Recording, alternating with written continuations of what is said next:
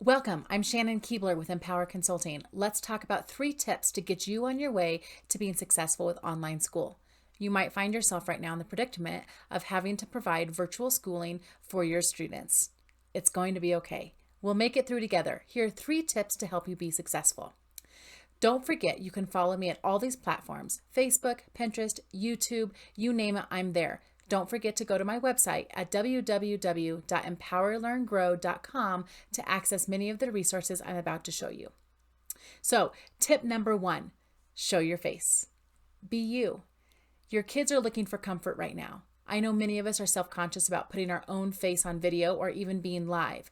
You can definitely go live with your students, whether you go through Zoom, go to webinar, maybe just Google Hangouts. But whatever you're choosing to do, or if you're recording, be you.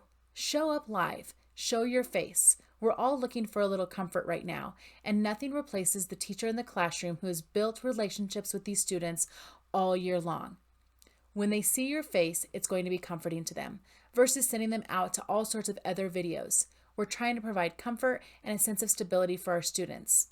You're going to provide that for them. So be you, and don't forget to show your face on camera. In order to do that, there's a couple of things that are going to be really important for you. Tip number 2 is that sound and lighting matter. It really does matter for the overall experience. So for me, I'm using something called a snowball mic. You can kind of see it here, but really for you, we're just going to keep it simple. I want you to think about how you can provide better sound just through headphones, AirPods, earbuds. You don't need a professional setup to do this. You can just use your headphones. And if you don't have them, it's okay. Sound is one thing, lighting is another. For your lighting, make sure you are in a well-lit space. You can go outside. You can sit at your kitchen table, right where you have maybe a large window. But I've done videos even in my car, and I just turn on the overhead light. Something where there's a little bit more light to help you out. But if all else fails, it doesn't matter. You matter. So if you don't have the right sound and you don't have the right lighting, show up. Your students, again, want to see you, whether it's in a dark closet or it's in a well-lit room. You can do this.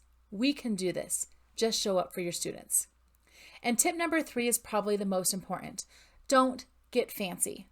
We can be fancy later, right? Right now, I want you to think about the recording platform. So I have a device that works for you. You can use your iPhone, you can use an iPad, you can use a laptop, you can use a PC, you can use any of those different types of devices to make you successful with this. But don't go buy anything. Don't go order anything. Use what you have. All of the most recent devices have a camera of some sort. If you're choosing to record your screen, my suggestion is that you have a balanced approach. There are times where you go live just like this, and you work with your students based with whatever device you might have. And maybe sometimes you teach them like this, and then sometimes you record your screen. You can record your screen if you go into any of your apps: PowerPoint, Microsoft Word.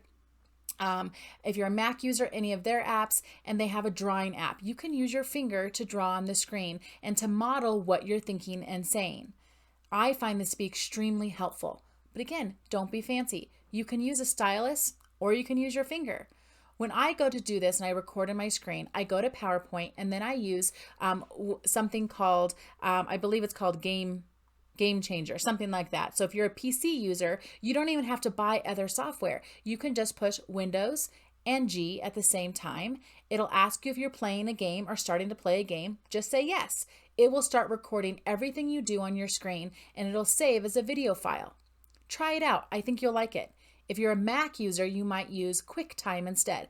QuickTime version 10 will do this very similar idea as just pushing Windows and G. It will record your screen. So you can be in a PowerPoint and you can be drawing on your screen, and it will record it for your students. Then you just upload a video to Google Classroom or wherever you're sending the video, and it'll show you teaching on the screen for your students. Now, you won't be able to use your face just as well unless you have an outside platform. I'm using right now something called Movavi, but it's kind of pricey, and I do this for a living. You don't.